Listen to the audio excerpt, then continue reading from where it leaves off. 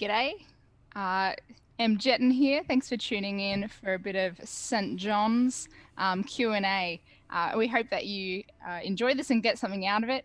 And we hope that you can get involved in what we're doing here. So we've got I'm going to point to them. They're these sides of me. So these lovely people here, I hope that's the right direction for everyone else. No, It's it's probably not. not. This is my screen. These So people. you're on the bottom, and then Should I go like that I'm then? I'm above your microphone, That? and M's above your. Yeah. That's right. Oh, Yeah, yeah. So yeah. that's so wrong for me, but that's okay. These lovely people here, who I'm going to get to introduce themselves in a sec, they are going to be answering your questions. I'll be moderating and kind of putting the questions to them, pushing them for some more details, etc. A couple of ways that you can get involved is to continue to ask questions. So you can send more texts into the number. I'm not sure if the number's getting put Should up be. or... It's on the screen. Yep. Okay, sweet, cool. I can't see that it is, but Kirk says it is, so it must be down so. there. So you can text that number. It's anonymous. We don't save the numbers and try to figure out who you are. And the other thing that you could do, which would be really helpful, is to let us know if we're having tech issues. So if we start to break up or something like that, or we're not coming through super clearly, please let us know so that we can be on it. Because we are doing this live. Cool. So people who are above me on Kirk's screen, but not my screen, could you introduce yourselves and perhaps what qualifies you to be answering our questions this evening?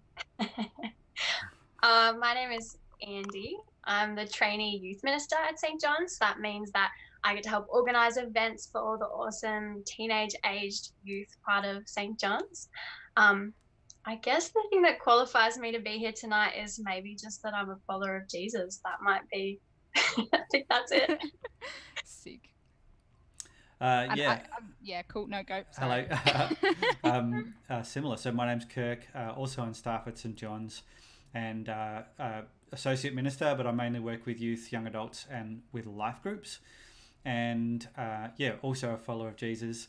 Whether that qualified. We always like to lower expectations early on in Q&As and go, we're gonna have a crack at answering your questions. Whether we actually do a really good job with it is a whole other thing. But yeah, we're gonna have a go, and hopefully it's helpful. Yeah, I always really look forward to.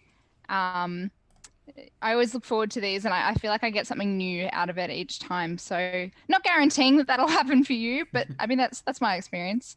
Without further ado, I think we'll just get stuck right into it. Feel free to keep sending things in, and if any of these spark any further questions for you, send more messages in, and hopefully we'll get round to it. But it looks like we'll have some interesting ones. We'll take messages from the text line, but also from YouTube chat. So plenty of people in the YouTube chat at the moment. And someone's asking, is it a live stream of Zoom? Yes. So us three are on Zoom, and then it's streamed to you on YouTube. So that's sort of how it's working. So we can we've got one person who's keeping an eye on that and showing us questions from both places. Yeah. Okay. So a term that came up tonight, Kirk, that it kind of was brushed over, but maybe could use a little bit more explanation. So it says that the term is a royal priesthood. Can you define that, please? Yeah. Look, I can't give you a really great definition from today's passages in. I haven't looked at the original language and so on. Royal, we're probably all fairly familiar with that term, as in it's sort of kingly, queenly sort of language. That sort of special type of leadership, which is often connected with God sort of giving that leadership in a way. And then priesthood does have quite a context in the Bible. So God chose a tribe of priests early on in the Old Testament to lead his people in the sort of more religious part of the nation of Israel, the life of the nation of Israel. And what we see in the New Testament is that there's kind of a change in the way the priesthood works and the way the leadership does. And it's not so much that this, it was sort of almost like a family thing. The Levites, if you were born into that tribe, you were sort of expected to sort of lead in that area. and it got more generalized, and it basically became that the idea, and it was really in today's passage especially, that everyone took on the role of a priest in one way or another. Not exactly the way it used to be done in the Old Testament, but in this idea that we were all representing Jesus in the way we lived, and we all had some level of leadership in the way we did that. Not so much, like everyone leading a church, but just having that role of representing Jesus to the community, that we were all that. And so, yeah, if you're watching and you're a follower of Jesus, then you have some element of priesthood in your role in life. I think that's probably the best way to describe it. So the church as a gathering of God's people is a royal priesthood. So we're chosen by God. We have that leadership role, and it is somewhat religious. Not in, the Old Testament leaders had to do a lot of robing up and lots of rituals and that sort of stuff. A lot of that has changed, but representing Jesus in a bit of a leadershipy sort of way, that's something that we're all called to do. Yeah, and I think it's... you sorry, go. It's so much harder to do. Yeah. Sorry, I think it's so cool that even in that name, like the word royal, that just ordinary people like us can get given a term such as royal, as being children of God, as him as our king. That makes us royal too. I think that's so cool. Yeah. Yeah, it's interesting. Priests, I went to a Catholic primary school and we had priests and they were always male. Assuming within this as well, it's an older term, but it encompasses everyone. So it's not just a gender or sex exclusive thing these days. In our denomination, the Anglican denomination, the Anglican Church, I'm technically a priest, so that's my title. But we need to be careful to make sure that doesn't mean we delegate all the leadership and all the representing Jesus just to people with that title, because that's not a biblical way to do it. That's not the way Jesus set the church up. So the title can still be useful within a local church, within an organization, to show that, well, they've sort of got a role within that organization, within that institution. But we don't want that to then mean that everybody else doesn't have any role in that. And so that can be a trickiness with titles. But I think, that's okay. We sort of deal with that. Yeah, cool. Okay, so this one, Andy, let's go. How can I feel more like God's special possession? Again, this is something that Tim said in his talk specifically, and then follow up with not really feeling it right now.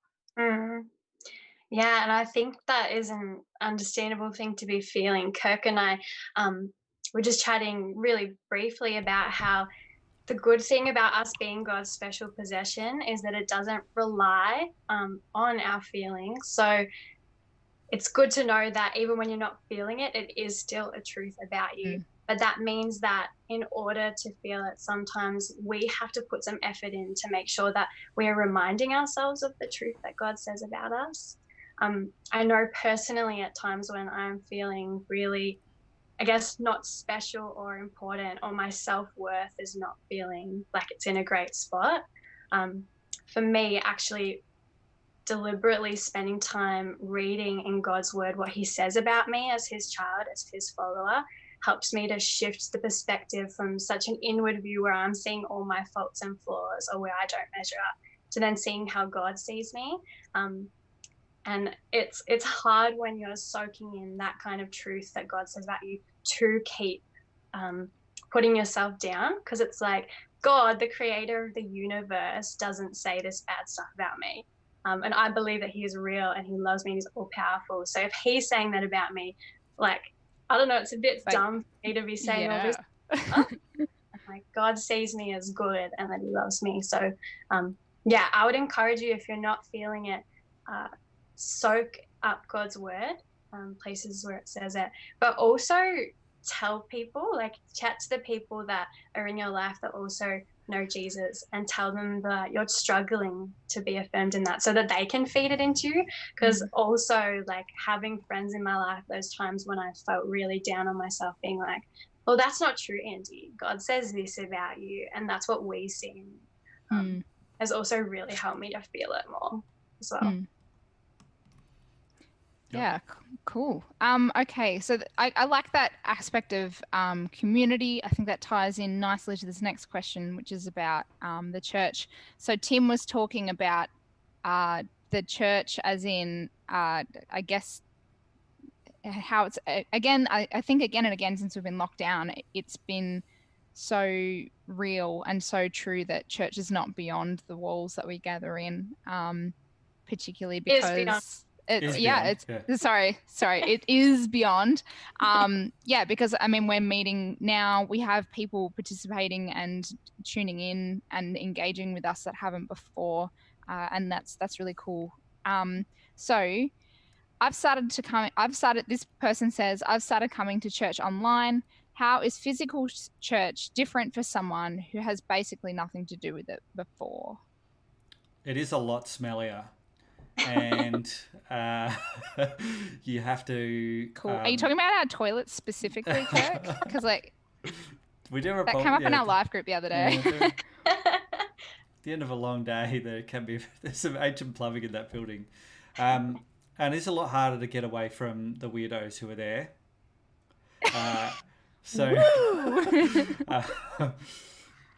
It's an interesting question, this one. Okay, we could tell you what it was like.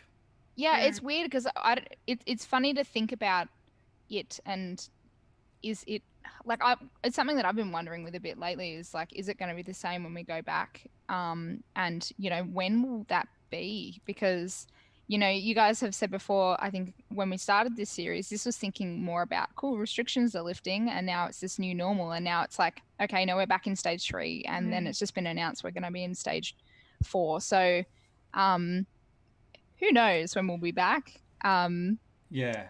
So if we were to just tell you what it was like, that may not be that helpful, because the whole point of this series and the whole thing that everyone is saying, about the future of our society is that it's not going to be exactly the same. So I think in answering this question, we're probably best to talk generally rather than specifically, because I can't see it getting back to being exactly the way it was. And certainly when we initially have a chance to meet together in big gatherings, a few life groups had the opportunity to very briefly meet together face to face, but that was quickly ended. Life groups would probably be fairly similar in meetings, so to just let you know, highly recommend joining an online life group, which is basically like this. What we've got on the screen now, people meeting together talking about Jesus, but with more people and not broadcast on YouTube. Yeah, I was like, I think that'd be a good thing to clarify. Encouraging each other in exploring faith and just generally becoming friends and so on. So that's a good thing to do. And in real life, that's basically doing that in person, going to someone's lounge room, or back deck or something, and doing the same thing with the same people.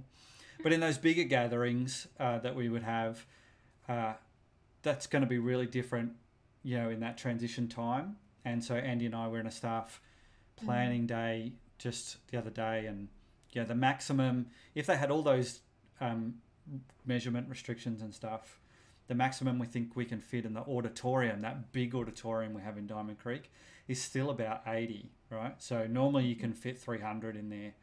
So, and that's spread out. So that would be pretty weird, and you're not allowed singing and all that sort of stuff. So that would be quite different to what it was previously. But but then that's a transition period. Eventually, hopefully, we'd be better than that. I guess what you can expect is quite a different vibe. Even if you snuck in and sat by yourself at the back, got there late, left early, it would still be more interactive than the digital church. And I don't know, Andy, if we were talking about this or if I was talking about it with someone else, but just there's these little interactions that we do in a big group meeting, where when you sing together or when someone leads us in prayer, even if you don't say anything as part of the prayer, there's just this sort of there's a vibe. There's more interaction just by vibe. Even if you really literally just sat there and watched everything that happened, I think you would feel more participation in what was going on. There would be more opportunity for you to participate than that. Like you could join along with the singing, meet people afterwards, etc. But so way more opportunity for incidental participation and deliberate participation if you wanted to. And you might want to add more than that. Yeah, I was thinking kind of going in a different route, but I was just really thinking about can't remember the Greek word that Tim used, but that he was saying that word for church meant gathering. And I was thinking about when we do gather back together, we will have change. So when we're talking about it being different to how it was before, it is going to be different because all of us over this time of restrictions have had things that have changed in our lives. We might have grown or found things really difficult. So that means that our needs as a group of people is going to have changed as well. So it is hard to know what that's exactly going to look like, but it might mean that our focus is on helping people, deal with the emotions of what has gone through when now they can meet in people. People might find it difficult to be back in social situations with that many people after a really long time. Yeah. So, I guess what's being said is that while we do, look forward to seeing each other in person, and there will be elements of what we've done in the past that we'll be able to rejoice in doing again. But also it's exciting because we've changed, the world's changed, and that means that church will change too. I think that's cool to see what's going to happen. Yeah. Plenty of similarities, it wouldn't be complete, if you've been doing digital church, it wouldn't be completely bizarre. Like, you'd go, oh, I'm familiar with some of this, but you'll just be experiencing it with other people there. And that adds in a whole level of spontaneity and randomness to it. And some of it, you'll probably really love that. And there'll be a whole bunch of it that you go, oh, wow, this totally adds to it. And some of it might make you uncomfortable, because we all bring our own weaknesses and strengths to those gatherings. So some of those strengths would be like, oh, man, this is the best. I love what that person's bringing or those people are bringing to this meeting. But also, everyone will bring our own flaws and stuff as well.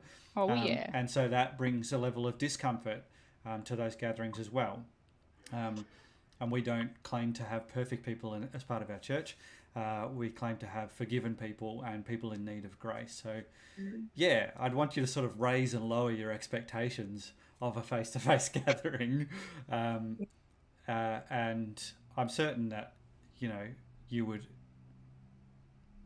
you would like a fair bit of it, but I'm sure there would be things to get used to as well. There's no guarantee that you're going to be like, wow, Every part of that was amazing. Yeah. Yeah. Hopefully some of it would be amazing. Yeah, I was thinking, like, it'd be pretty devastating if you were like, that was all terrible. Yeah. I don't think it'd be like that. I hope. I don't know. Who knows? There will be things that we've had to try more intentionally to do online that will happen more organically. Like you'll be able to have someone you've never met just like bump you on the shoulder and be like, hey, I'm Andy. I would love to hear how you came to our church.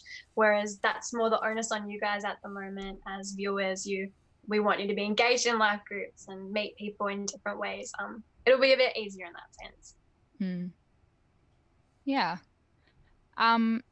So something else that Tim mentioned in his message today was getting involved in our specific church, so in St. John's, Diamond Creek. And he sort of touched on a couple of ways to do that, but because of restrictions, what does that look like, and how can you actually get involved with the church? And maybe if you're new and you've been watching us online a bit and you're like, I kind of think I want to maybe branch out a little bit more and meet some other people.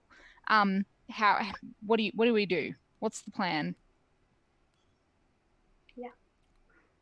Andy, do you want to talk to youth maybe specifically? Yeah. So if you're a youth, you can jump onto our website, which is stjohnsdc.org.au. And if you scroll down a little bit, there's a tab that says youth on it. Youth being what age? Let's clarify. Yeah, so youth is anyone who is in year 7 to year 12 or is in that age equivalent if you don't go to school. Maybe you're near the end of schooling and you're doing TAFE or you've started work. If you're under 18, we still want you to jump in. That would be great. So there you'll be able to find out what is on for youth at St. John's. The main thing that we do is we do youth life groups, which are quite similar to the adult life groups, but I would say they're more fun because we do more games and we have really groovy people in them as well. So I'd encourage you, there's a form there that you can sign up and just say that you're interested, and then I can get into contact with you and find a group that's a best fit for you, depending how old you are and when you're available. Also, we have occasional Friday night youth events, which we've still been able to do just online at the moment. So you can listen out on our church services. We'll let you know when the next events are coming up and things like that.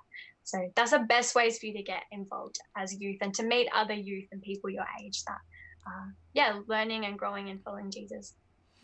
Yeah. Tim mentioned his talk tonight. We're trying to be very creative, and that, means we're trying to discover new ways to be part of the church community at the moment. I think the main thing to do is to be connected digitally beyond the service so that when those opportunities pop up, you hear about them. So, for example, we've recently started our Bama discussion group for young adults. So this is a discussion based on the Bama podcast, which is going through the Bible from beginning to end in quite a bit of detail in quite an interesting way. And so if you're part of the young adult Facebook group, or if you've filled in a connect form through our website and identified yourself as a young adult, then you would have been contacted about that and had the opportunity to be part of it. Whereas if you've never connected with us, let us know that you're interested in being part of it. We can't let you know about that very easily.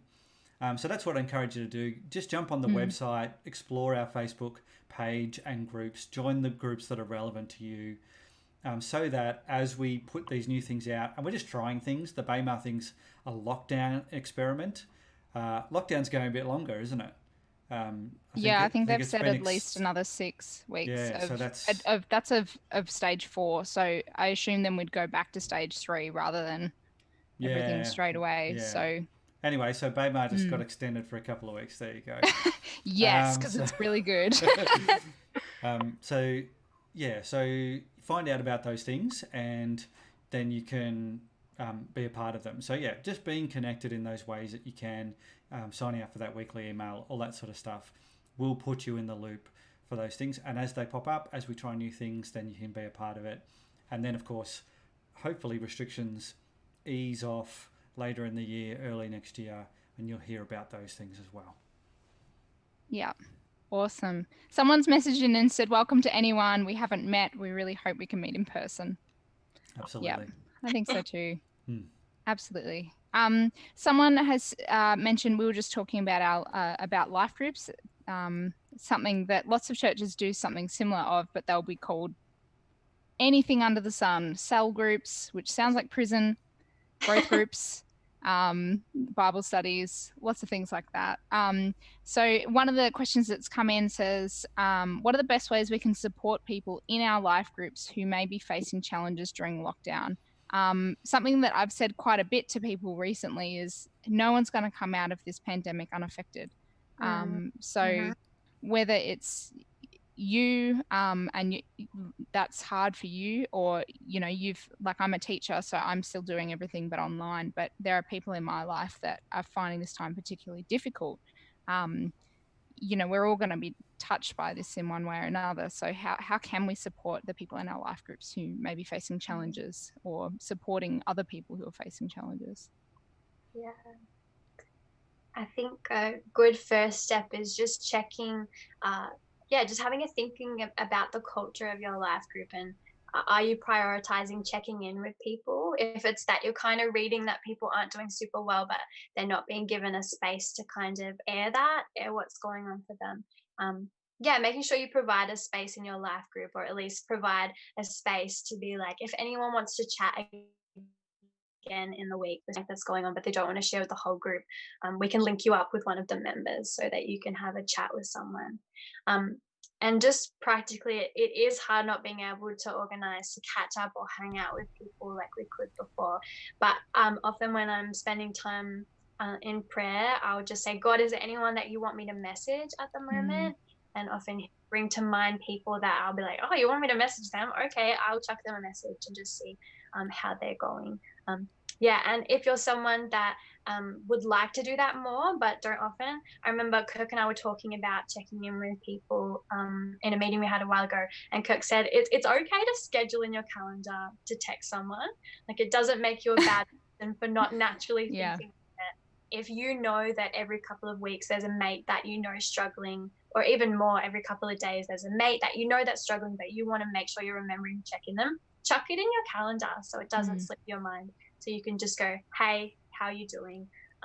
Is there any way I can pray for you? Or do you need some advice? Or do you just want to call so I can listen to what's going on for you?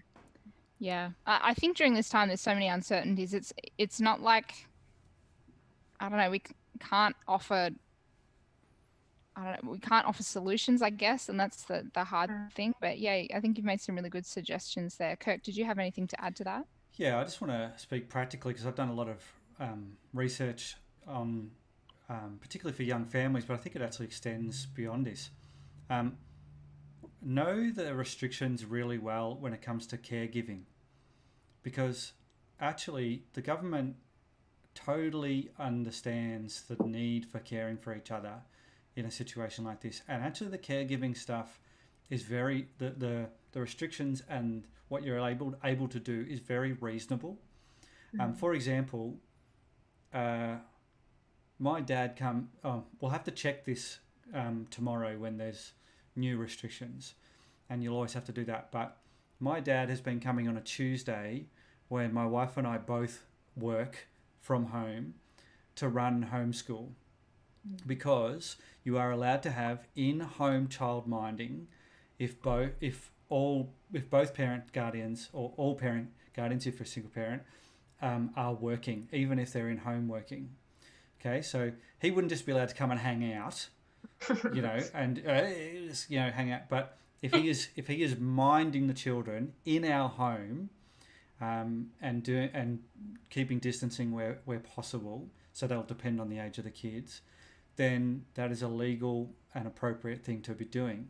And I just think a lot of families don't know that, actually. But that's there. It's in the policy. It's on the Q&A on the DHHS website.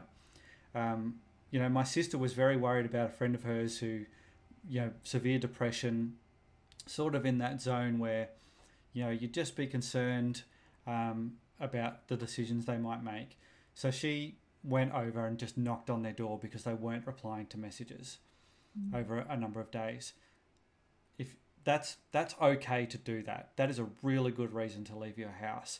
And I'd be pretty confident, again, check it as the new changes come in tomorrow, but I would be pretty confident that you would still be allowed to do that. And you're not going to get a fine from the police for doing that. That is a good thing to do.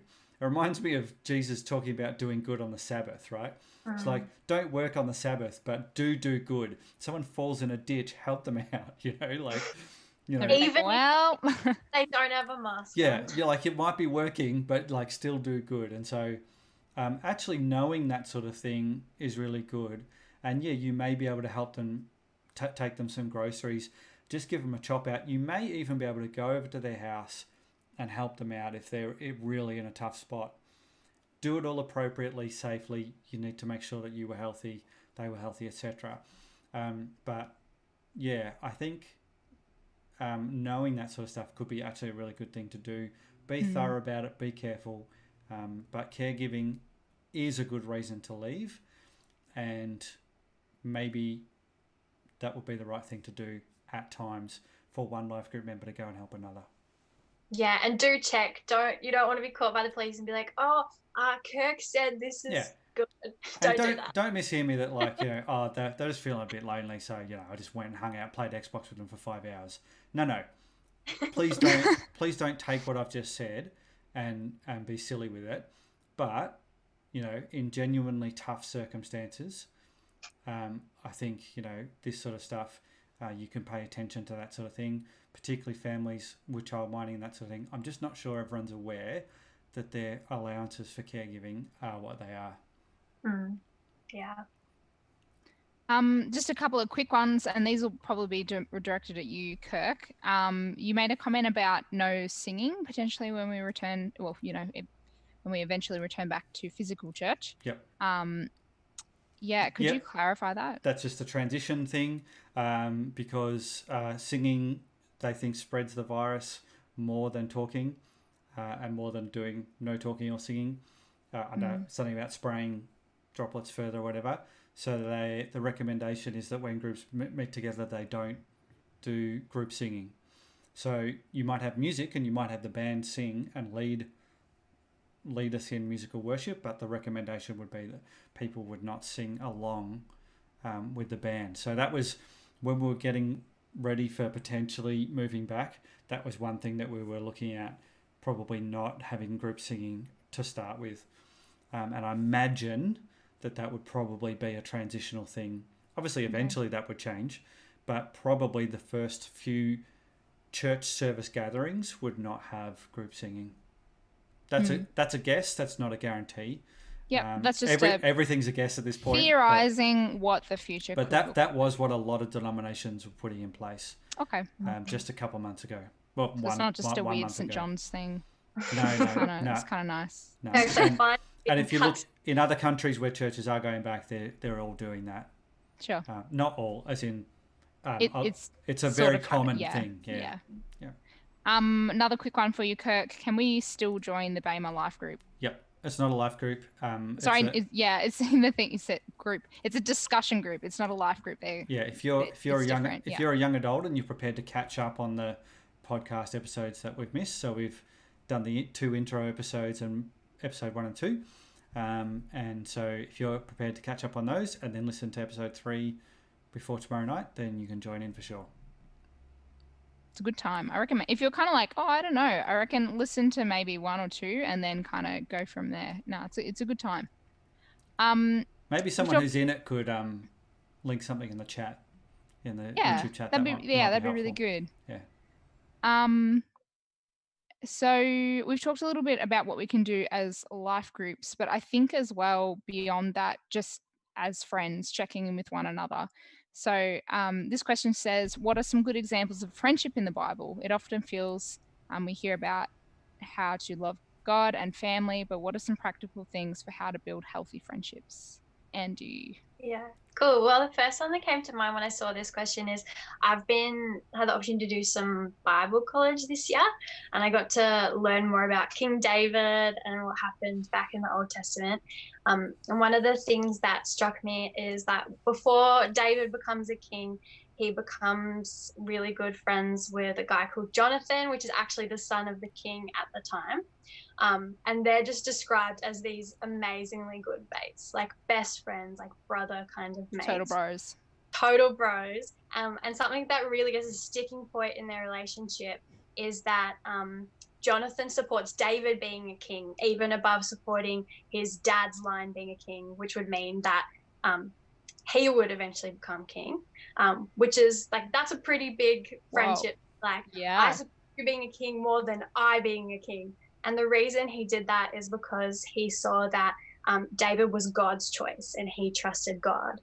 And I think that is such a beautiful description or kind of example of a friendship, is someone that wants what God wants for your life, and like you each want that for each other. So I think that's a really cool example of friendship and a way to do it.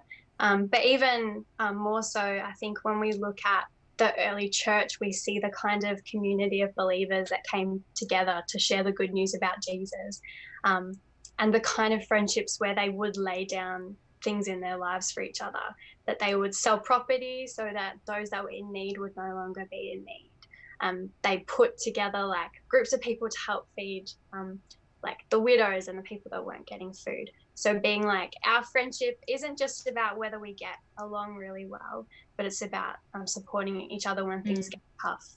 And on the basis, again, of God, like Jonathan and David's was, but this time on sharing Jesus. Yeah. No, really. I mean, I don't have any friend. I'm not of royalty myself, unless we look at the royal priesthood example. So it's sort of more loosely, I guess. So I don't think it's quite the same level as I could be king, but I'm supporting you being king. But yeah, some cool suggestions there. Kirk, did you have anything to add or Not on that one. not to Annie that? pretty much said what I would say. Yeah, cool. Totally in sync. That's cute. All right. So, what is your favorite book in the Bible and why? It's an interesting one. Do you want me to go first? Why not? I was just going to leave it open. It is a hard one. There's quite a few books in the Bible. So I'd say at the moment, the book that I really love and I'm loving in the Bible is the book of Acts. Probably because I'm studying it at the moment, but it just energizes me and gets me so excited to see God's Holy Spirit at work and see the work of Jesus, even when Jesus is not physically with his followers anymore. Because I feel like we can super relate to that right now. Lots of us are people that have chosen to follow Jesus, but he's not sitting. I mean, if Jesus was here physically with us, we would definitely have him on this Q&A, but he's not. But in the book of Acts, they're experiencing that and what it means to still share him and follow him for the first time, really early after Jesus is gone. So absolutely love it. We get to learn lots about what the Holy Spirit does and how that gift from God equips us in our mission as followers of Jesus. And even though, Jesus isn't on our Q&A, things like before we started talking tonight, we prayed that the Holy Spirit would be with us and helping us know what to say. And a lot of that we can learn from the book of Acts, which is sick. Good book. Read it if you haven't. Kirk, did you have a favourite at the moment or just... No, I don't have a favourite, but if I had said one that I've really enjoyed reading recently, it would be the book of Acts. Yay! I got asked this question actually kind of recently and answered the same, so I'm really pumped. I was like, yeah. Good, right? I enjoyed it a lot recently, going into it in a lot of detail with our leadership training program. I'm reading it with my eldest daughter at the moment, and it's quite good to read with kids because it's quite exciting and interesting what happens. And I think even this year it's quite similar to... And it's fairly relatable to our world situation, So not everything, but there's bits and pieces that happen which are I think fairly connected. They had a lot of outbreaks of disease and stuff that they need to face, and political turmoil and all that, and there's a lot to connect with. So yeah, I love how it's so long ago, but so many of the issues are still the same, and I'm just like, oh yes, like I love that that was a thing now, and it's a thing like presently as well. And it's just I love it that it's just like that's saying there's truly there's truly nothing new under the sun. I'm like, man, like this book. Yeah, and because it's the historical book, it's the most recent historical book in the Bible, right? So it's the closest events to our history. It's still a long time ago, but I just love thinking of them as real people. Okay, imagine being there, and then like imagine the dynamics and imagine sort of actually just being a bystander as that conversation was happening, how tense that would have been, and or being that person having to stand up for yourself in that situation and sort of really connecting it on that human level. I just really loved sort of doing that. It's a good time. Yeah. Bit of a lighthearted one here. What's the difference in the Bible verse? There was Jesus was referred to as both the living rock and the cornerstone. So this question is, what's the difference between a stone and a rock?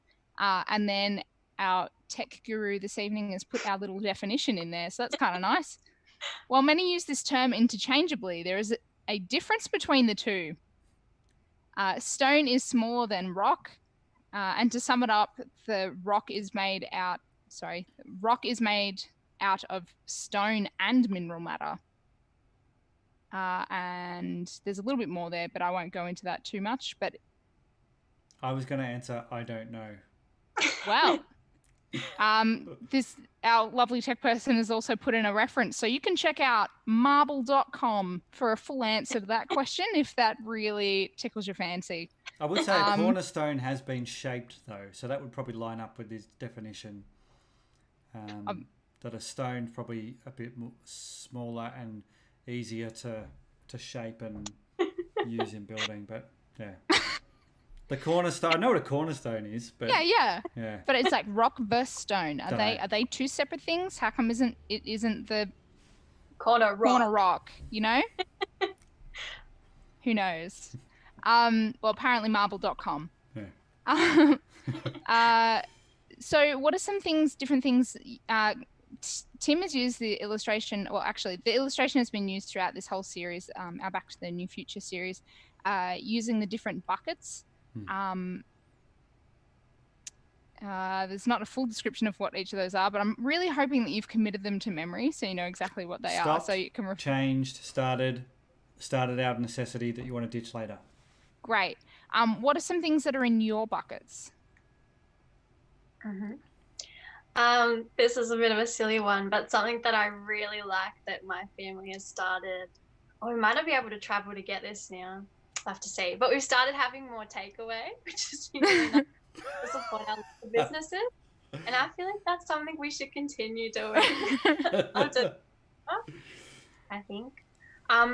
Something that has changed a bit for me is when restrictions first started the first time, I felt like I had more space to have a think about what I did in the morning when I first woke up. That often would change quite dramatically depending on the day and how early I had to get up for uni. Whereas now there was more time at home, I thought, well, let's make a more consistent pattern. So making an effort to small things like opening my blind when I wake up to help me see sunlight first thing in the day to help me set my body clock. And then doing some kind of movement, and then spending some time with God. And making that more of like a consistent thing that I did, not just random parts of the day, but trying to do it in the morning each time. So that's something that I want to keep doing. Even if that means getting up earlier when I have to go back to uni, because it has been, it's been great for my days. So I don't want to go back to how I was doing it sporadically. And Kirk, did you have anything that really stands out? Because I know you guys have been talking about it a lot as staff, but do you have any like key ones? Like Andy's just mentioned a few key ones. Yeah, personally, I've also tried to address the way I start days. I felt I was sort of a bit garbage in the morning and I wasn't doing anyone a favour, my family or me. So, I try not to, I try and start with some sort of biblical input into my brain in the morning. So whether that's popping on a podcast that's going to sort of remind me of the scriptures, point me to Jesus in some way. So actually, that's how I stumbled across Bama podcast. Andy put me onto it, and then I started listening to that in the first lockdown. Or whether I read the Bible or jump in the shower and pray. But like that's before I would, check the news or email or put the, do anything else like that. That's a new habit, which I did have at one point in my life, but I know I lost it at some point. I think when smartphones became more of a thing and Wi-Fi dominated my house. So that's one thing. And then like work-wise, just stop traveling a lot to meetings. That's been really good. Reduce of travel. I drive 40 minutes to work, like one way, man. So I'm not missing commuting at all. Yeah. So it's been really good stuff like that. That said, running into a few things like there are some things that have happened which I'm going to need to adjust to. Like I always wondered, people talked about the office work and like sedentary issues where you sort of get aches and pains in your body, carpal tunnel and all that sort of stuff. And I'd never ever got that. I use a computer a fair bit in my job, but I never ever got it.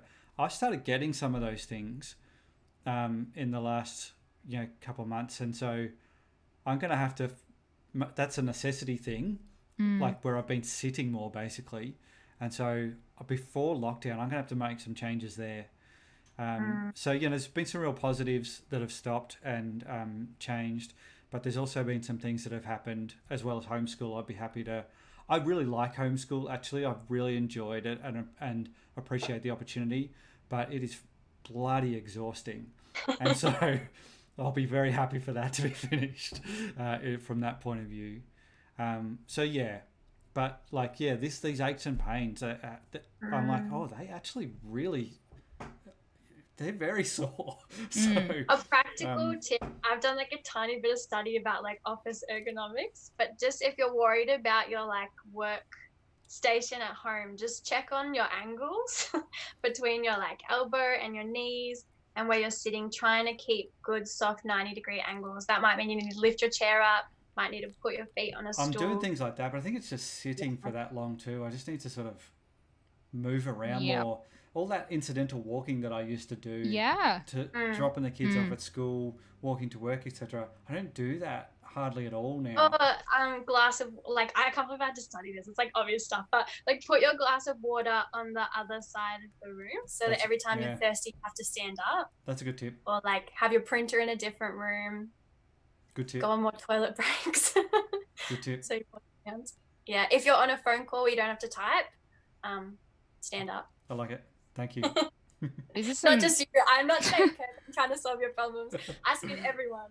I was like, man, this has just gotten like really randomly office practical. That's great. Andy is partially qualified in this area, so I think we should listen to her. And I suck. Some good suggestions. This question says, unfortunately, we have lost a lot of human contact during lockdown. What are some ways to share Jesus with people that might be interested in joining church? Because, I'm seeing a lot less people these days. I'm sure you guys are too. I think going back to something we spoke about before about like checking in with people and just seeing how the people in your life are going. If there are people that you usually would be able to have like quality conversations with a bit more organically, that you aren't part of like your church community or our church community, then chuck them a message and ask them how they're going. Not necessarily to share with them about who Jesus is or what he's done for their life, but just to show that consistency that you still love them, you still care about them, even though you can't see them in person. And I find often in those kind of messages where I'm genuinely just asking because I care, not because I have a hidden agenda. Those are the relationships where people end up wanting to ask me how I'm feeling about something, how I'm going. And that gives me the opportunity to be able to share the things that I'm struggling with, but also the things that God has been teaching me in this time. And the deep hope and thankfulness I have for Jesus, especially during this time. Don't be afraid to ask people how they're really going. Also, ask God for those opportunities.